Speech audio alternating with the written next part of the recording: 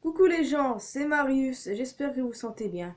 Alors aujourd'hui, on va parler du scan Mission 61 de One Piece qui est sorti hier. Donc si vous l'avez pas encore vu, allez le voir. Je tiens à vous prévenir comme ça, c'est un conseil d'amis, ça me fait chaud au cœur de vous dire ça. Ah oui.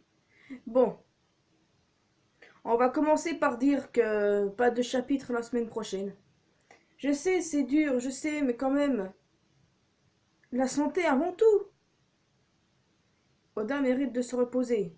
Après tout ce qu'il nous a pondu il y a quelque temps. Moi je sais, Oda n'est pas une poule, mais bon. C'est un génie, j'y peux rien. Bon, on commence. Le chapitre commence avec les pirates de Capone Beige, notamment Vito, qui espionne ce qui se passe à la Tea Party. Il constate des trucs comme Jaji qui discute avec Morgans. Il constate aussi de nouvelles pointures, de nouveaux personnages. Bah, de nouveaux personnages plutôt des enfants de Big Mom, une fois de plus, qui font partie des grosses pointures, selon Vito. Alors, on rencontre Compote, miam miam, la fille aînée de Big Mom. Oui, oui, on rencontre enfin sa fille aînée. Elle ressemble grave à Big Mom, et puis elle a un chapeau en fruit sur la tête, parce qu'elle est ministre du fruit.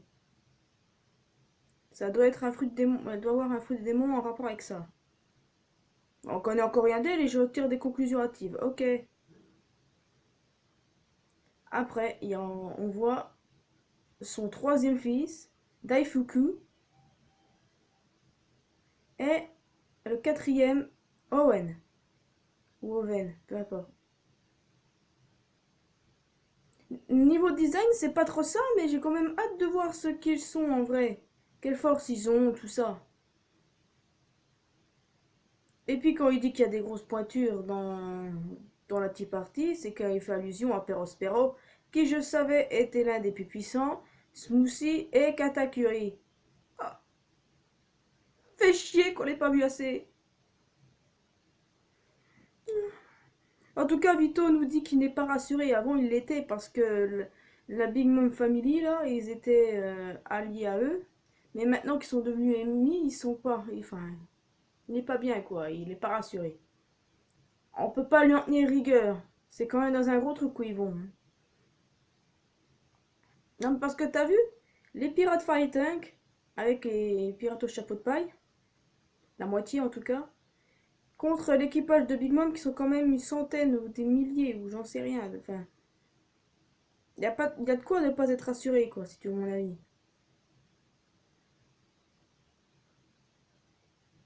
Bah oui. Bon, et après on quitte les pirates de Fire Tank et l'arrivée de la photo de Moteur Caramel. Oui, on voit à quoi elle ressemble. Et j'étais choquée de voir à quoi elle ressemblait. Seulement, en la détaillant un peu plus, j'ai cru reconnaître des gens. Mais ça, j'en parlerai après, quand j'aurai fini de dire ce qui s'est passé dans ce chapitre. Bon. Après, t'en as un qui demande à Big Mom d'où vous connaissez Moteur Caramel. Et là, Big Mom, elle se fâche, elle regarde l'autre d'un air flippant en disant ne t'avise pas d'offenser mes souvenirs. D'offenser, ça doit plutôt être des souvenirs durs, quoi. Tellement durs qu'elle en regarde de travers le type et que celui-ci tombe dans les pommes. C'est bien qu'on apprenne un peu plus. Je pensais que ça mettrait du temps avant de savoir à quoi elle ressemble, Moteur Caramel. Mais bon, que veux-tu? Bref, les dirigeants de la pègre, ils offrent des cadeaux à Big Mom. Oui, ils offrent tous des cadeaux. Oui. Et elle a dit qu'elle les ouvrirait en même temps que le Tamate Paco. Vous savez, le trésor de l'île des hommes poissons, qui est censé exploser. Hmm. Vous voyez? Si elle vient à l'ouvrir. En tout cas, elle a dit qu'elle ouvrira les cadeaux et ça après le mariage. Bah, vu que c'est censé être un mariage teinté de sang, je suis pas sûre que t'arrives à l'ouvrir, à moins que... Enfin bon.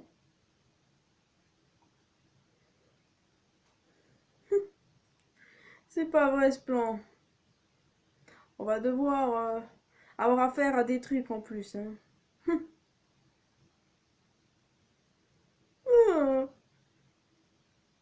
Bon, après on est de retour dans le Pirate Fight Tank qui font les préparatifs et tout.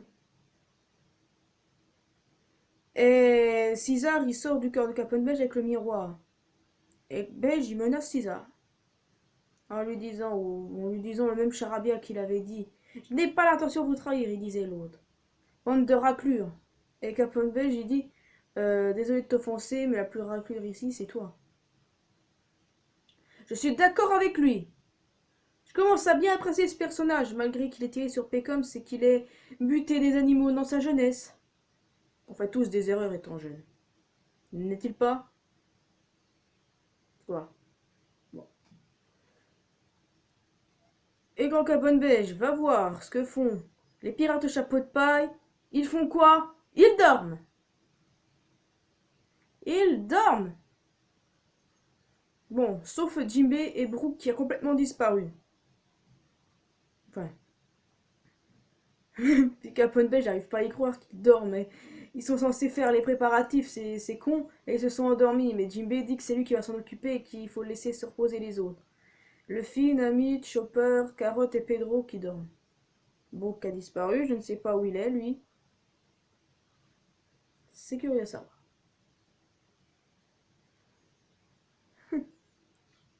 En fait, à un moment, il y a Gotti, un des membres d'équipage de Capone Beige, qui a buté une porte Omi qui écoute tout. Pauvre porte, va, elle était trop shoot. Ça se dit comme ça? Enfin bon. Après, on se retrouve dans le 9e étage, la chambre, plutôt la salle des futurs mariés. De notre cuistot classe, Sanji, et de la connasse à 3 yeux, Pudding.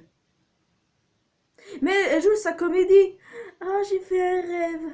À ton avis, est-ce qu'il peut être bon ou mauvais? Hmm. Je la supporte pas, ben Dieu. C'est pas vrai ça. Elle m'énerve. Elle fait genre ça gentil et tout. Et Sanji, il fait tout pour pas retomber dans ses vieux délires. Sanji était peut-être un coureur de jupons, mais je suis sûre que ça, il peut esquiver. Mais vu la façon dont elle est habillée et surtout maquillée, je suis pas sûre qu'il y arrive. D'ailleurs, les têtes qui tirent, c'est chelou. Ouais. Ah, je vous jure, je la supporte pas. C'est pas parce que j'ai dit qu'elle était jolie il y a 2 chapitres de cela que je vais commencer à l'apprécier. Parce qu'on a une preuve que c'est une connasse. Je continuerai de le dire tant qu'on la verra, celle-là. Je continuerai de le dire. Point. C'est une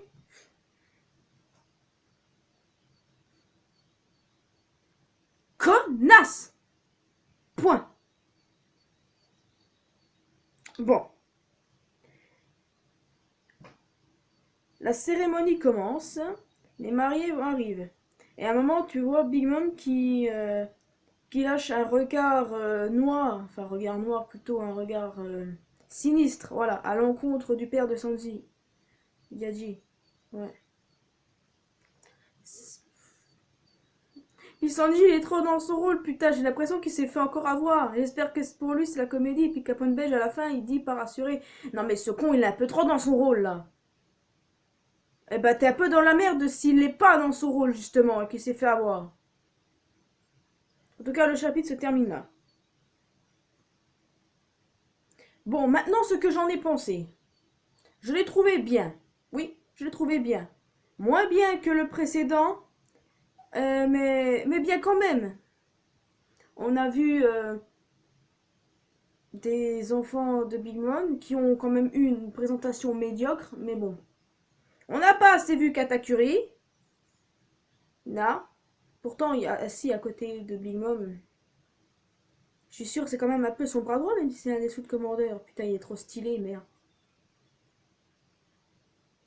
Des gens s'amusent à me dire que s'il cache sa bouche, c'est parce qu'il a des dents de chien, justement, puisque Katakuri veut dire dents de chien. Oh, no! Pitié, non, pas ça. Non, voilà, c'est pour dire que je l'ai trouvé bien. À part la connasse de Pudding qui m'insupporte. C'est bon, ça ira. Les Mugiwara qui dorment, toujours fidèles à eux-mêmes.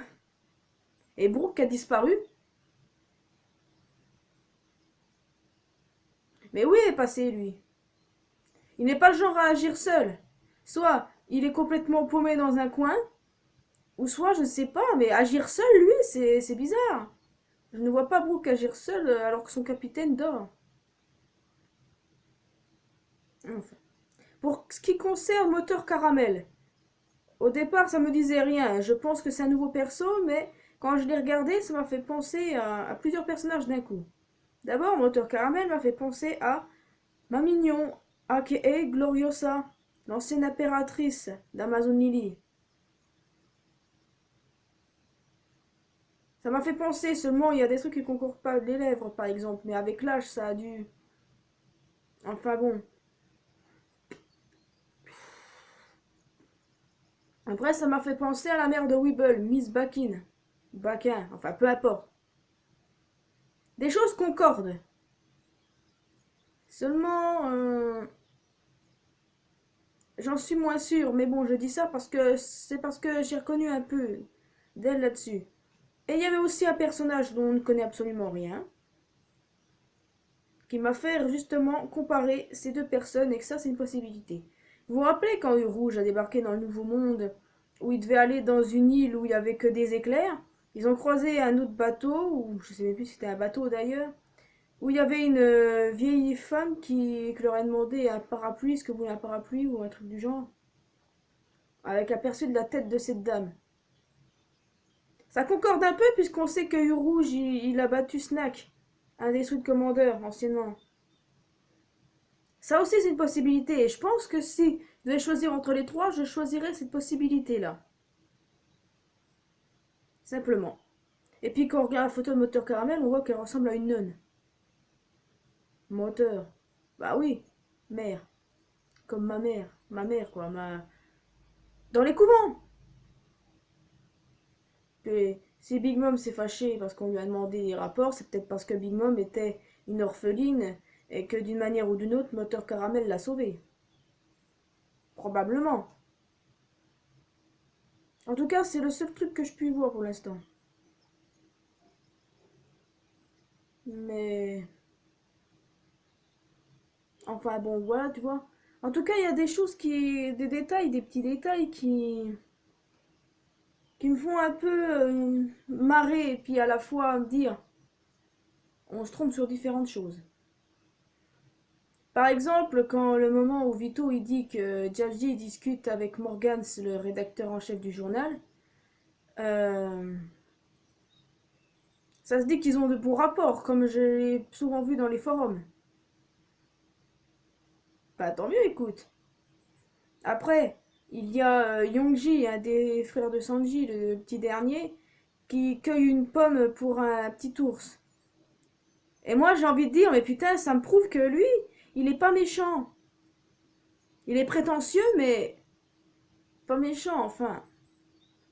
En tout cas, là, il était sur ses beaux jours, peut-être. Non, parce que entre les frères de Sanji, je peux dire que je ne les supporte pas, ni eux ni leur père. Mais pour Yonji, ça va peut-être changer s'il fait quelque chose. Mais celui que je supporte le moins entre la fratrie, c'est Niji. Sa façon de traiter les femmes, enfin bon. Bref, passons, vous savez déjà ce que je pense, mais bon. Personne n'arrive à la cheville de la connasse de Pudding, n'est-ce pas? Lucas Sanji, t'es dans la merde, mon gars, si t'es tombé sous son charme de nouveau, alors que tu sais très bien qu'elle veut te foutre une balle entre les deux yeux. T'es un peu dans la merde. Bon, pour ce que je vois dans la suite des événements, eh bien, honnêtement, je ne sais pas. Je sais, on a 2 semaines pour cogiter. C'est tant mieux. Seulement pour prévoir ce que Oda va faire au prochain chapitre, qui est dans 2 semaines, eh ben, c'est dur à savoir. Non, je dis ça tout simplement parce que qu'est-ce qu'il reste à faire là? Les mariés sont rentrés en scène. Est-ce qu'ils vont nous présenter les préparatifs du côté de Jimbe et des Mugi qui se réveillent doucement? Ou est-ce qu'on va avoir de nouveaux invités dont on va savoir les noms et la cérémonie va commencer? Parce qu'est-ce que Luffy va faire son entrée tout de suite? Enfin, ça c'est des questions que je ne sais pas pouvoir répondre. Mais tout est possible. J'ai peut-être oublié plein de détails. Comme par exemple, il y a un truc. Euh, Quand ils sont tous à la tea party, un détail m'a interpellé. Une femme qui ressemble à Praline, la femme d'Aladin et une des filles de Big Mom, a un costume ou plutôt une tête de panda et ça m'a rappelé Pandaman. Pandaman est mort, les gars, c'est bon. Non, c'est bon, c'est des détails comme ça qui me font marrer. Le seul truc regrettable dans ce chapitre, c'est qu'il n'y ait pas eu assez de Katakuri, que les trois nouveaux enfants de Big Mom n'ont pas eu de présentation digne de ce nom, à moins qu'ils ne soient pas forcément importants, tout comme Perospero. Perospero, qui m'a l'air peut-être moins badass que Katakuri, même si c'est lui le premier fils, alors que Katakuri c'est le deuxième. D'ailleurs, il est ministre de quoi, lui? On sait pas encore, hein. Mais en tout cas, c'est le style incarné. Et si jamais Oda il ose nous faire un truc avec des dents de chien, c'est terminé. Oda, je t'aime, mais stop, hein. Bon, bah voilà, c'est bon. Pas de chapitre la semaine prochaine. J'ai envie de dire la santé avant tout, comme j'ai dit en début de vidéo. Non, parce que quand, quand Oda sent que ça ne va pas, il met une pause. On est d'accord. Mais quand il va bien, il enchaîne. Et moi, je dis que quand il va pas bien, vaut mieux qu'il arrête un peu avant de reprendre. Sa santé, oui, parce que la santé, c'est ça.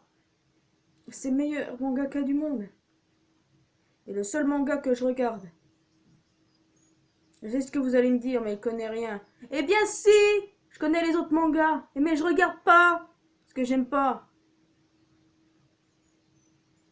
Naruto, Dragon Ball Z, Fairy Tail, Death Note, stop. Je connais pratiquement des mangas de nom, mais pour vous dire ce qui se passe dedans. Oh no! Bref, pour en revenir au scan, bah il n'y a pas grand chose à dire, seulement que c'est la fête.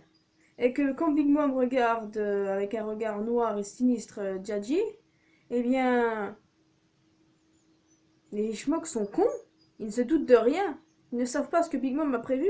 Et ça, je suis déçue, tu vois, parce que j'avais toujours imaginé les Bishmok au courant de ce qui se passait, et qui se sont alliés avec Beige. Seulement non, je pense pas. Ils sont vraiment bien fait avoir. Ils sont forts, ils ont été modifiés, mais franchement, ils sont cons. Hmm. En tout cas, où ça va aller, ça? Bien sûr, on se doute bien que la connasse de Pudding est une connasse et qu'elle va vraiment tirer. Seulement, j'ai peur que comme Sanji, il est encore en phase amour alors qu'il sait très bien qu'elle veut le déglinguer. Sanji, ressaisis-toi, parce que tu sais comment tu vas finir, une balle entre les deux yeux. À moins que Luffy arrive avant le coup de feu et qu'il capte rien au plan. Imaginez, il a compris le plan au début quand Belge en a parlé. Il dort, il se réveille, il comprend plus rien ce qui s'est passé au plan. Il dit, c'est quoi le plan? C'est tout à fait son genre en plus alors. Ça m'étonnerait même pas de lui. Bon, on va s'arrêter là parce que si c'est pour raconter à peu près des détails, je vais en avoir pour des heures. Mais bon, voilà, j'ai dit l'essentiel. Scanne bien, mais j'en attends un peu plus dans 2 semaines, tant qu'Oda se repose bien et réussisse à trouver de bonnes idées. Je lui souhaite en tout cas. Après voilà, c'est déjà la fin de cette vidéo. J'espère que vous avez apprécié. Dans ce cas, laissez un petit pouce bleu, abonnez-vous, partagez la vidéo sur les réseaux sociaux. Oui, je change ma présentation de fin, je sais pas. Parce que il faut que je dise beaucoup de trucs maintenant. C'est Monkey D. Luffy qui le dit. Enfin bon. Soyez parés pour NXT TakeOver et WrestleMania 33 d'ailleurs. C'est de ces deux shows pay-per-view que je parlerai lundi. Oui, parce que j'avais dit que WrestleMania. Mais bon. Et nous, on se retrouve justement lundi pour parler de ça. Et puis d'ici là, reposez-vous bien. Et puis ceux qui ont la chance d'aller voir WrestleMania au Takeover, je vous envie vraiment beaucoup. Allez, ciao les amis!